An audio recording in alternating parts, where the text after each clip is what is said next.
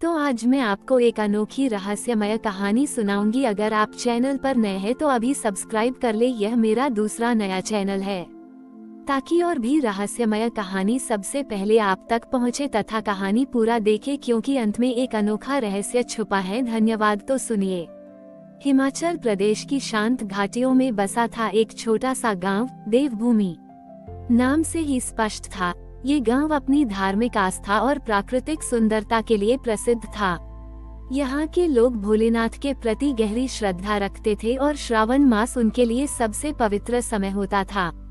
गांव के ठीक बीचों बीच एक प्राचीन शिव मंदिर था, जिसके बारे में कहा जाता था कि इसका शिवलिंग स्वयं प्रकट हुआ था।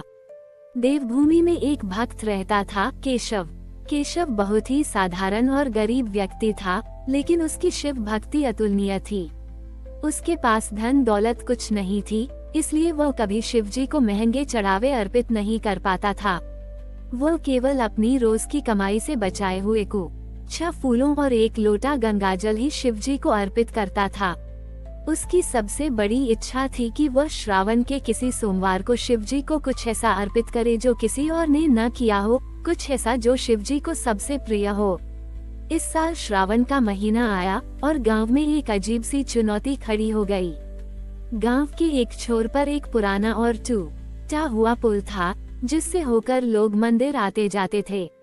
बारिश के कारण ये पुल और भी जर्जर हो गया था और अब ये कभी भी गिर सकता था। लोगों को मंदिर पहुंचने के लिए एक लंबा और खतरनाक रास्ता तय करना पड़ता था। केशव ने देखा कि कैसे लोग परेशान हो रहे हैं। उसने सोचा कि शिवजी को चढ़ाने के लिए सबसे उत्तम वस्तु कोई भौतिक चीज नहीं, बल्कि निष्काम सेवा और दूसरों का कल्याण है। यह उसका अनूठा चढ़ावा होगा। श्रावण के पहले सोमवार को, जब पूरा गांव मंदिर में पूजा अर्चना कर रहा था, केशव चुपचाप उस टूटे हुए पुल के पास चला गया। उसके पास न तो कोई औजार थे और न ही कोई मदद। वो बस अपने हाथों और कुछ पत्थरों से पुल को ठीक करने लगा। लोग उसे देखकर अचंभित थे।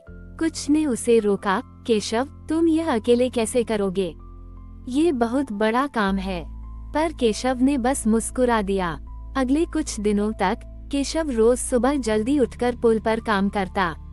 वह भूखा प्यासा रहता, लेकिन पुल को ठीक करने के अपने संकल्प से पीछे नहीं हटा। गांव के कुछ बच्चे, जो केशव की निष्ठा से प्रभावित थे, उसके लिए पानी और थोड़े फल ले आते थे। केशव उन्हें बताता था कि यह उसका शिवजी के लिए सबसे बड़ा चढ़ावा है। श्रावण का चौथा सोमवार आने वाला था। पुल अभी भी अधूरा था और केशव बहुत थक चुका था।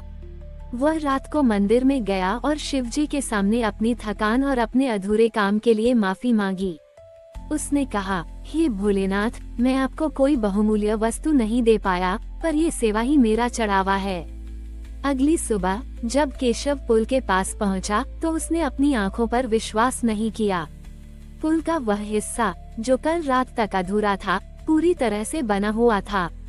पत्थर बड़े करीने से लगे हुए थे और पुल पहले से भी ज्यादा मजबूत लग रहा था। ये देखकर केशव भावुक हो उठा। उसने महसूस किया कि यह शिवजी का ही आशीर्वाद है, जो उसके निष्काम त्याग और सेवा से प्रसन्न हुए थे। गांव के लोग जब नए बने पुल से होकर मंदिर पहुंचे, तो वे अचंभित रह गए। उन्होंने केशव से पूछा कि यह चमत्कार कैसे हुआ। केशव ने मुस्कुराते हुए कहा, ये शिवजी का ही रूप था, जिसने मेरी मदद की। उन्होंने मुझे सिखाया कि सच्चा चढ़ावा सोने चांदी में नहीं, बल्कि निष्काम सेवा और दूसरों के दुख दूर करने में होता है। देवभूमि में फिर से खुशहाली लौट आई। अब लोग उस नए बने पुल से होकर बिना किसी डर के मंदिर जाते थे। केशव का ये त्याग गांव के लिए एक प्रेरणा बन गया। उस दिन के बाद से श्रावण मास में देवभूमि के लोग शिवजी को भौतिक चढ़ावे के साथ साथ सेवा और समाज कल्याण के कार्य भी अर्पित करने लगे। उन्होंने सीखा कि शिवजी किस बड़ी ही दिखावे से नहीं, बल्कि सच्चे मन और दूसरों के प्रति दया से प्रसन्न होते हैं। केशव की कहानी देवभूमि में श्रावण के सबसे बड़े त्याग की अमर गाथा बन गई। केशव के अतुलनीय त्याग और शिवजी के अद्भुत आशीर्वाद ने देवभूमि गांव के लिए एक नया अध्याय खोल दिया था। वह टूटा हुआ पुल, जो कभी एक बाधा था, अब सेवा और काम कर्म के महत्व का प्रतीक बन चुका था। गांव के लोग अब केवल शिवजी की पूजा नहीं करते थे, बल्कि वे हर छोटे बड़े काम में केशव के उदाहरण को याद करते थे, ये सोचते हुए कि उनकी सेवा भी शिवजी का ही एक रूप है। केशव, जो कभी एक साधारण भक्त था, अब पूरे गांव का आध्यात्मिक मार्गदर्शक बन चुका था।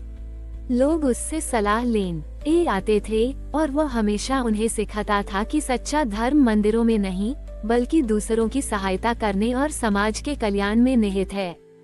उसकी प्रेरणा से गांव के युवाओं ने केशव सेवा दल नाम का एक समूह बनाया। ये दल सिर्फ श्रावण में नहीं, बल्कि पूरे साल गांव की भलाई के लिए काम करता था।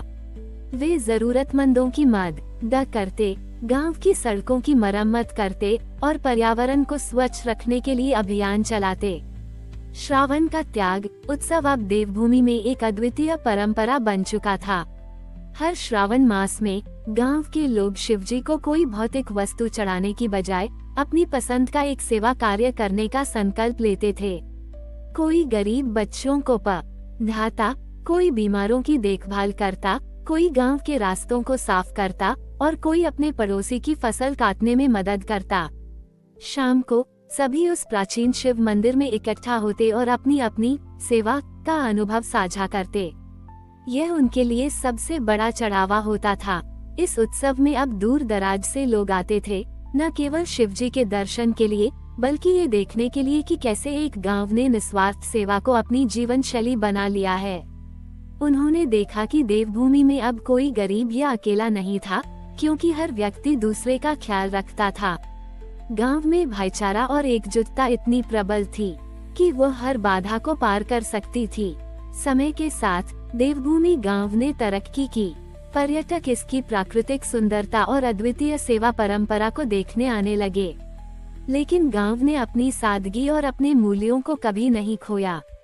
वे जानते थे कि उनकी सच्ची समृद्धि उनके बैंक खातों में नहीं, बल्कि उनके दिलों में बसे प्रेम, सेवा और विश्वास में है।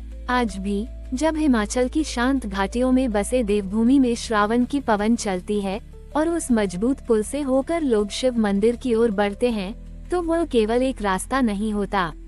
वह केशव के त्याग, शिवजी के अद्भुत रूप और एक गांव की अमर विरासत का मार्ग होता है, जिसने सीखा था कि सबसे बड़ा चढ़ावा दूसरों के कल्याण में ही निहित है और यही सच्चा आध्यात्म है। केशव का जीवन और उनके द्वारा स्थापित सेवा की परंपरा देवभूमि में एक शाश्वत सत्य बन गई थी। वर्षों बाद जब केशव ने अपनी अंतिम सांस ली, तो गांव में कोई शोक नहीं था, बल्कि कृतज्ञता और प्रेरणा का एक गहरा भाव था। उन्होंने अपने पीछे केवल एक मजबूत पुल और एक समृद्ध गांव नहीं छोड़ा था, बल्कि त्याग, प्रेम और सच्ची आस्था की एक ऐसी विरासत छोड़ी थी जो पीढ़ियों तक जगमगाती रही। गांव के बच्चे जो अब बड़े हो गए थे और स्वयं अपने बच्चों को पाल रहे थे, उन्हें हमेशा केशव की कहानियां सुनाते थे। वे उन्हें बताते थे कि कैसे एक साधारण व्यक्ति ने अपने निस्वार्थ भाव से पूरे समुदाय का जीवन बदल दिया। केशव सेवा दल अब और भी बड़ा और सक्रिय हो चुका था। इसमें न केवल देवभूमि के लोग शामिल थे, बल्कि आसपास के गांवों के युवा भी इसमें जुड़ने लगे थे, जो केशव के आदर्शों से प्रेरित थे। हर श्रावण मास में श्रावण का त्याग उत्सव अब देवभूमि की पहचान का सबसे महत्वपूर्ण हिस्सा बन गया था। इस दिन गांव के हर घर में कोई न कोई सेवा कार्य होता था। कोई अपने खेतों का एक हिस्सा गांव के सामुदायिक भोजन के लिए समर्पित करता, तो कोई बुजुर्गों और जरूरतमंदों के लिए भोजन तैयार करता। बच्चे गांव के छोटी ही व मंदिर और उसके आसपास साफ सफाई करते। ये सिर्फ एक अनुष्ठान नहीं था, ये जीवन का एक तरीका बन गया था। देवभूमि की प्रसिद्धि अब दूर दूर तक फैल चुकी थी। लोग यहाँ आते थे ये देखने के लिए कि कैसे आध्यात्मिकता और सामाजिक सेवा एक साथ चल सकती हैं। गांव को कई बार सर्वोत्तम सामुदायिक सेवा गांव का पुरस्कार भी मिला, लेकिन इन सब उपलब्धियों के बावजूद देवभूमि के लोग विनम्र रहे। वे हमेशा याद रखते थे कि उनकी समृद्धि किसी बाहरी धन से नहीं, बल्कि उनके भीतर बसे विश्वास और एक दूसरे के प्रति प्रेम से आई है। आज भी जब हिमाचल की वादियों में श्रावण के बादल उमड़ते हैं और देवभूमि के शिव मंदिर में घंटियों की गूंज सुनाई दे, दिखती है तो वह केवल पूजा अर्चना की ध्वनि नहीं होती, वह केशव के महान त्याग की शाश्वत गूंज होती है, जो हर हवा में घुल जाती है, हर पत्थर में बसी है और हर दिल में महसूस की जाती है। ये गूंज हमें सिखाती है कि सच्ची भक्ति दिखावे में नहीं, बल्कि निस्वार्थ कर्मों और दूसरों के कल्याण में है, और यही वह राह है जो ओ शिव जी को सबसे अधिक प्रिय है। देवभूमि की यह कहानी अमर है, जो हमें हमेशा प्रेरणा देती रहेगी।